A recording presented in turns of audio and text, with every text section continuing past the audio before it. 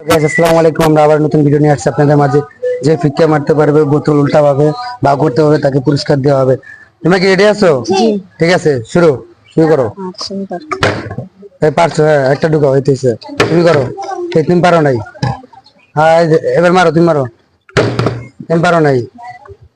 দেখা যাক। আরে ভাই, তুমি পারছো এই তো। হ্যাঁ, দেখা যাক। মারো ভাই, তুমি মারো। তুমি পারো নাই। হ্যাঁ, মারো ভাই, তুমি মারো।